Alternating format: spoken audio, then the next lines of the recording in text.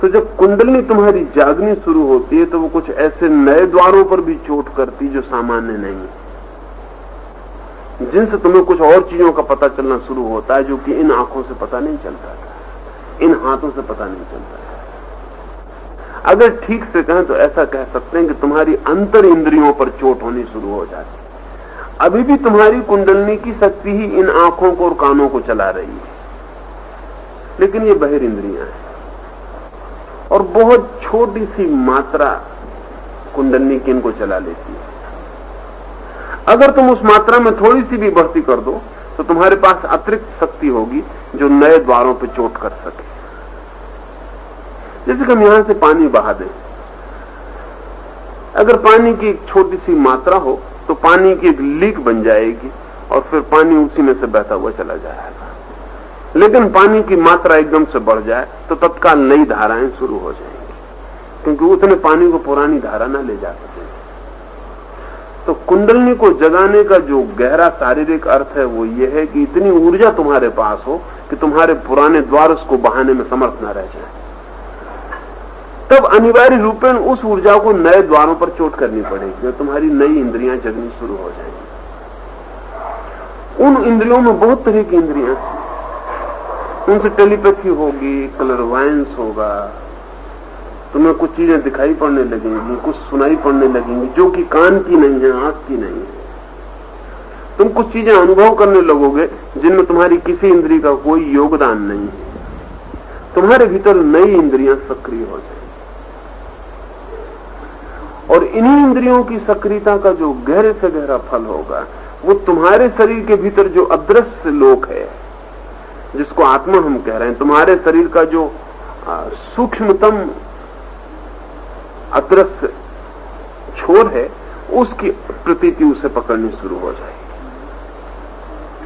तो ये कुंडलनी के जागने से तुम्हारे भीतर संभावनाएं बढ़ेंगी, शरीर से काम शुरू होगा।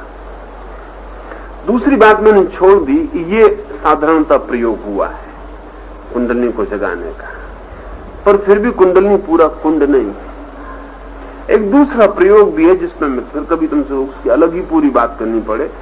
बहुत थोड़े से लोगों ने पृथ्वी पर उस पर काम किया है। वो कुंडलनी जगाने का नहीं बल्कि कुंड में डूब जाने का।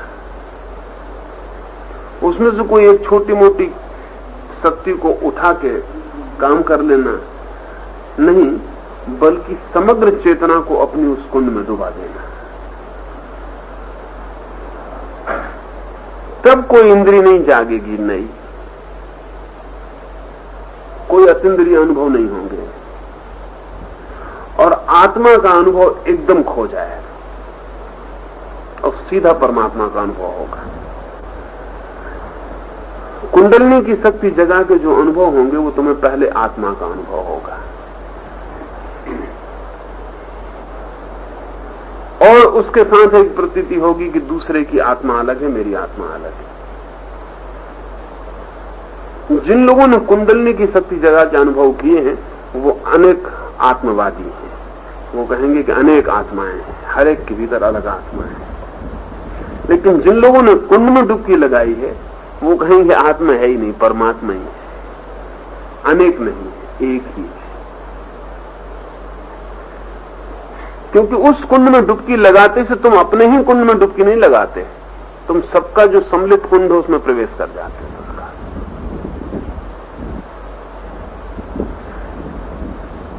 तुम्हारा कुंड और मेरा कुंड और उनका कुंड अलग अलग नहीं है,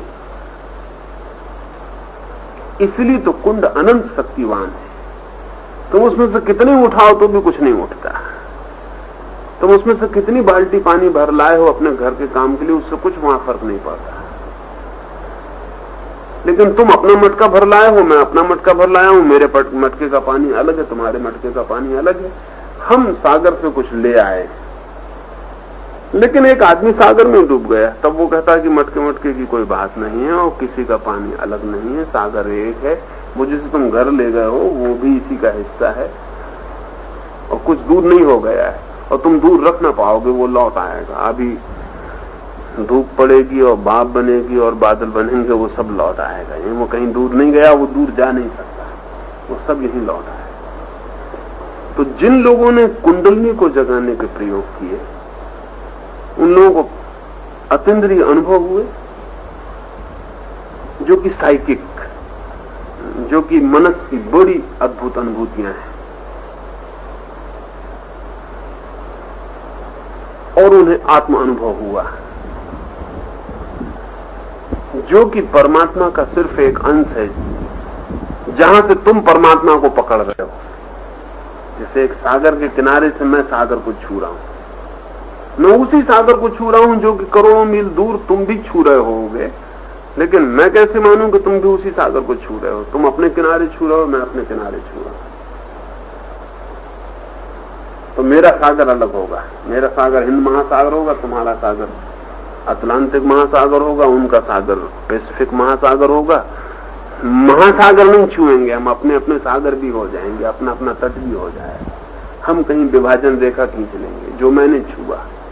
तो आत्मा जो है वो परमात्मा को एक कोने से छूना है, और कोने से छूने का रास्ता की छोटी सी शक्ति जग जाए तो तुम छू लोगे। और इसलिए इस मार्ग से चलने पर एक दिन आत्मा को भी खोना पड़ता है, नहीं तो रुकावट हो जाती है, वो पूरा नहीं है मामला। फिर आत्मा को भी खोना पड़ता है, फिर छलांग लगानी पड़ती है कुंड में।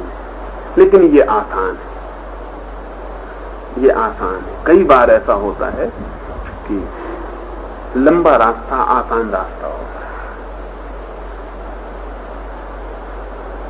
और निकटतम रास्ता कठिन रास्ता होता है। उसके कारण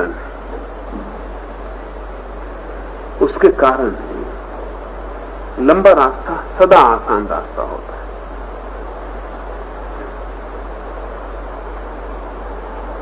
अब जैसे मुझे अगर मेरे ही पास आना हो तो भी मुझे दूसरे के माध्यम से आना पड़े, और अगर मुझे अपनी ही शक्ल देखनी हो तो भी मुझे एक आईना रखना पड़े। अब ये फिजूल की लंबी यात्रा है कि आईने में मेरी शक्ल जाएगी और आईने से वापस लौटेगी, तब मैं देख पाऊंगा। ये इतनी यात्रा करनी है। लेकिन अपनी शक्ल को सीधा देखना निकटतम तो है, लेकिन कठिनतम भी है। मेरा मतलब सुने ना तुम? तो ये जो कुंडलनी की छोटी सी शक्ति को उठा के थोड़ी लंबी यात्रा तो होती है, क्योंकि इंद्रियों का सारा अंतर इंद्रियों का जगत खुलता है और आत्मा पर पहुंचते हैं। फिर वहां से छलांग तो लेनी ही है, लेकिन बड़ी सरल हो जाती है, क्योंकि जिसको आत्म अनुभव हुआ, जिसने अपने को जाना और आनंद पाया, वो आनंद उसे पुकारने लगता है कि अपने को भी खो दो तो और परम आनंद पा लोगे। अपने को जानने का एक आनंद है, अपने को पाने का एक आनंद है, और अपने को खोने का एक परम आनंद है। क्योंकि जब तुम अपने को जान लोगे तब तुम्हें सिर्फ एक ही पीड़ा रह जाएगी कि मैं हूं, बस इतनी पीड़ा और रह जाएगी, सब पीड़ाएं मिट जाएंगी। एक ही पीड़ा रह जाएगी कि मेरा होना भी क्यों है, ये भी अनावश्यक है, ये मेरा होना भी व्यर्थ अनावश्यक है। इसलिए इससे भी तुम छलांग लगाओगे। एक दिन तुम कहोगे कि अब मैंने होना जान लिया, अब मैं ना होना भी जानना चाहता हूं। मैंने बीइंग भी जान लिया, अब मैं नॉन बीइंग भी जानना चाहता हूं। मैंने जान लिया प्रकाश, अब मैं अंधकार भी जानना चाहता हूं। और प्रकाश कितना ही बड़ा हो उसकी सीमा है, और अंधकार असीम है। और बीइंग कितना ही महत्वपूर्ण हो फिर भी सीमा है। अस्तित्व की सीमा होगी, अनस्तित्व की कोई सीमा नहीं। इसलिए बुद्ध को लोग नहीं समझ पाए, क्योंकि बुद्ध से जब लोगों ने जाके पूछा कि हम बचेंगे कि नहीं वहां, तो उन्होंने कहा कि तुम कैसे बचोगे, तुमसे ही तो छूटना। तो उन्होंने पूछा कि मोक्ष में फिर कम से कम हम तो होंगे और सब मिट जाए, वासना मिटे, दुख मिटे, पाप मिटे, हम तो बचेंगे। बुद्ध ने कहा कि तुम कैसे बचोगे, जब वासना मिट जाएगी, पाप मिट जाएगा, दुख मिट जाएगा, तो एक दुख बचेगा तुम्हारा होने का दुख। होना भी खलने लगेगा। ये बड़ी मजे की बात है, क्योंकि जब तक वासना है तब तक होना नहीं खलता तुम्हें, क्योंकि तुम होने को काम में लगाए रखते हो।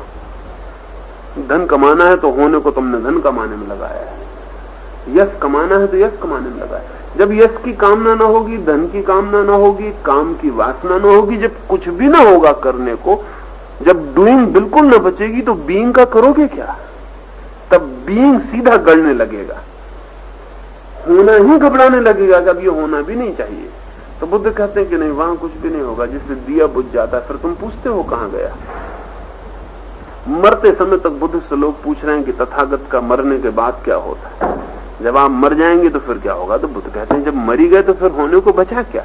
फिर कुछ बचेगा नहीं, जैसे दिया बुझ गया है ऐसे सब बुझ जाए। तुम कब पूछते हो कि दिया बुझ गया, अब क्या हुआ? बुझ गया, बुझ गया। तो आत्मा की उपलब्धि चरण ही है एक आत्मा को खोने की तैयारी का, लेकिन ऐसे ही आसान है, क्योंकि जो अभी वासना ही नहीं खो सका, उससे अगर सीधा कहो कि कुंड में डूब जाओ, अपने को ही खो दो, असंभव, क्योंकि वो कहेगा अभी मुझे बहुत काम। हम अपने को खोने से डरते क्यों? हम अपने को खोने से इसलिए डरते हैं कि काम तो बहुत करने को, मैं खो दूंगा तो फिर काम कौन करेगा? एक मकान बनाया, वो अधूरा है, तो उसे मैं पूरा बना लूं,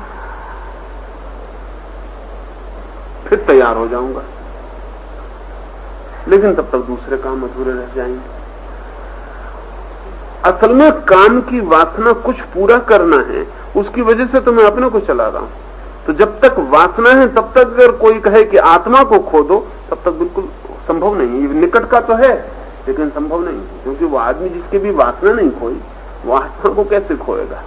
हाँ, वासना खो जाए तो फिर एक दिन वो आत्मा को खोने को राजी हो सकता है, क्योंकि अब आत्मा का भी करना क्या है?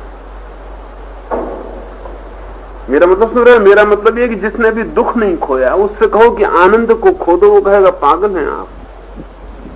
लेकिन जिस दिन दुख खो जाए, आनंद ही रह जाए, फिर आनंद का भी क्या करोगे? फिर आनंद को भी खोने के लिए तुम तैयार हो जाओगे। और जिस दिन कोई आनंद को भी खोने को तैयार है, उसी दिन कोई घटना घटती। दुख खोने को तो कोई भी तैयार हो जाता है, लेकिन एक घड़ी आती जब हम आनंद को भी खोने को तैयार हो जाते, वो परम अस्तित्व में लीनता उपलब्ध उससे होती। ये सीधा भी हो सकता है, ये सीधा कुंड में जाया जा सकता है, लेकिन राजी होना मुश्किल होता है। धीरे धीरे राजी होना आसान हो जाता है। वासना खोती है, वृत्तियां खोती हैं, क्रिया खोती है, वो सब खो जाता है जिनके सहारे तुम हो। फिर आखिर में तुम ही बचते हो जिसमें ना नींव बची ना सहारे बचे। अब तुम कहते हो इसको भी क्या बचाना, अब इसको भी जाने दे, तब तुम कुंड में डूब जाते। कुंड में डूबना निर्वाण है। अगर सीधा कोई डूबना चाहे तो कुंडलनी नहीं मार्ग में आती, इसलिए कुछ मार्गों ने उसकी बात नहीं की। जिन्होंने सीधे डूबने की बात की उन्होंने उसकी बात नहीं की, उसकी कोई जरूरत नहीं। लेकिन मेरा अपना अनुभव यह है कि वो नहीं संभव हो सका। वो कभी एक आध दो लोगों के लिए संभव हो सकता है, लेकिन एक आध दो लोगों से कुछ हल नहीं। लंबे रास्ते ही जाना पड़ेगा। बहुत बार अपने घर पहुंचने के लिए दूसरों के घर के द्वार खटखटाने नहीं पड़ते, अपने ही घर पहुंचने के लिए। और अपनी ही शक्ल पहचानने के लिए न मालूम कितनी शक्लों को पहचानना पड़ता है, और खुद को प्रेम करने के लिए न मालूम कितने लोगों को प्रेम करना पड़ता है। सीधा तो यही था कि अपने को प्रेम कर लेते,